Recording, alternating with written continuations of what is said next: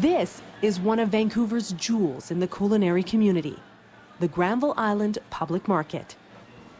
On any given day, vendors pack this place with almost every imaginable type of food and spice you might want. But it wasn't always like this. 应该是这样，因为呢，现在做中餐呢，就是说，跟10几年前的温哥华呢来的材料都有很大的改变，因为中餐的材料越来越多，但是呢，作为我们说起来呢，因为在当地服务当地，就是说很希望就是说把一些当地的食材融入到中餐之间，所以呢。 比较适合服务本地的啊。Oh, it's evolved immensely. When I first got here, nobody even knew what a sun-dried tomato was. No, seriously. I mean, not available. Nothing.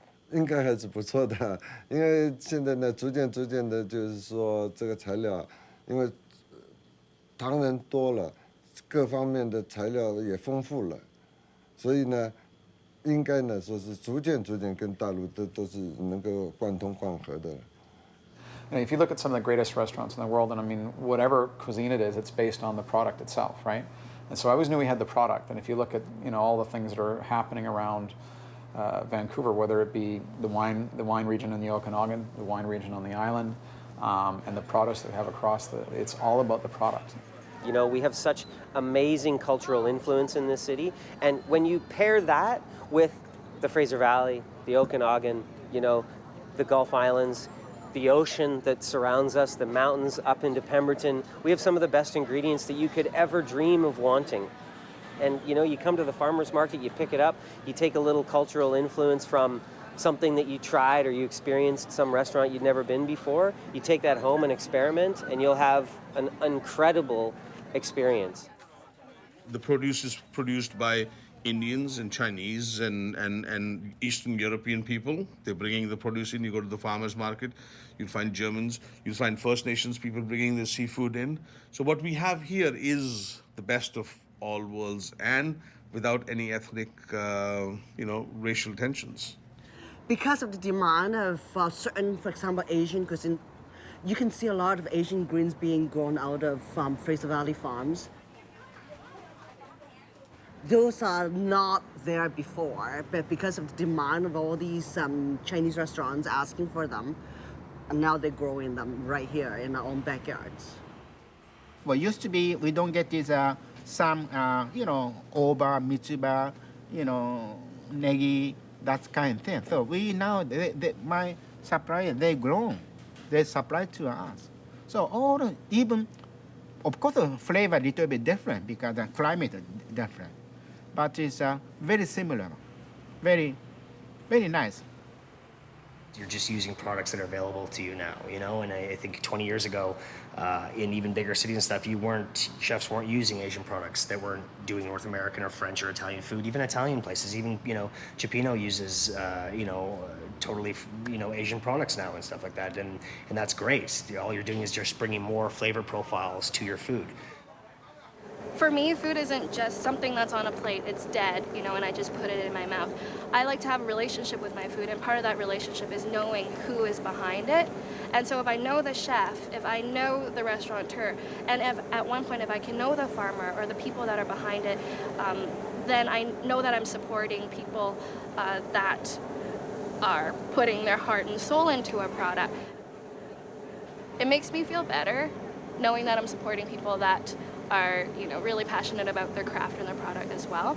And I just think the closer to home it really is fresher, and people pay more attention to the techniques that go into the making the food, so it does taste better too. I'm really just the middleman. My teams are just the middlewomen between the farmers, the ranchers, the fishermen, the purveyors, the artisans, and the guests. It's obvious chefs in Vancouver seem to know when they have a good thing. They're making sure this local bounty has its moment in the spotlight. Vancouver just has so much to offer, and the farmers markets are year-round, whether it's Nat Bailey in the wintertime, whether it's the Richmond Night Market, whether it's Trout Lake Market, which I was at yesterday, or today here at the Kids Market. I mean, these farmers work darn hard, and I feel a responsibility to take what they do and put it on the plate in front of my guests. Our wine side of things, if you look at some of the wine that's being produced in the Okanagan now, we're not just doing ice wine now, we're producing some of the best wine around, like Joy, who's some friends of mine that own Joy up in the Okanagan. They just won an award in North America for their rosé. I get in a lot of good product, local product, good seafood. Well, I'd say blueberries. Everybody, I think, would say typically salmon because there's so much salmon available here, and there's tons of seafood. Oh, sorry, I'll take that back. There's not tons of seafood. There's some seafood that is great. There's halibut, there's salmon, there's sablefish, there's spot prawns when they're in season. We have I said, well, sablefish is very good. We have a beautiful salmon. Salmon is the salmon capital, and tuna.